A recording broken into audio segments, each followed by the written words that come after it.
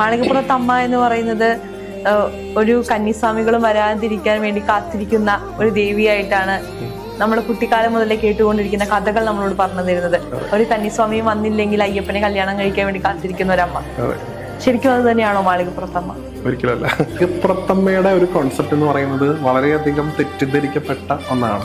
അത് ഞാൻ പറഞ്ഞ പോലെ നിങ്ങളുടെ ബിലീഫാണ് എങ്കിലും വസ്തുത പറയുമ്പോൾ അതല്ല അതിന്റെ ശരിയെന്ന് പറയേണ്ടി വരും.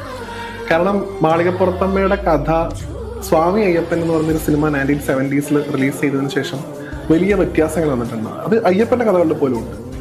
ആ കഥ പ്രകാരം നമ്മൾ പറയുന്നത് എന്താണെന്ന് വെച്ച് കഴിഞ്ഞാൽ, മഹിഷി എന്ന് പറയുന്ന രാക്ഷസ സ്ത്രീക്ക് മോക്ഷം കിട്ടിയപ്പോൾ അദ്ദേഹം ഒരു മുനികുമാരിയായിട്ട് അവിടെ പ്രത്യക്ഷപ്പെടുകയും എനിക്കിനി ആരുമില്ല, എൻ്റെ ഭർത്താവായിട്ട് അങ്ങ് വരണം എന്ന് അയ്യപ്പനോട് അഭ്യർത്ഥിച്ചു എന്നാണ് പറയുന്നത്. അപ്പോൾ അയ്യപ്പൻ പറയുന്നു, ഞാൻ ഈ ജന്മത്തിൽ നൈഷ്ഠിക ബ്രഹ്മചാരി ആയതുകൊണ്ട് വിവാഹം കഴിക്കാൻ നിവൃത്തിയില്ല. വീണ്ടും അപേക്ഷിക്കുന്നു. ആ സമയത്താണ് എൻ്റെ കണ്ടീഷൻ പറയുന്നത്, കന്യം അയ്യപ്പന്മാരാരും വരാത്ത ഒരു മണ്ഡലകാലത്ത് അങ്ങനെ ഒരു കാലം ഉണ്ടാവുകയാണെങ്കിൽ അന്ന് ഞാൻ നിന്നെ വിവാഹം കഴിച്ചോളാം.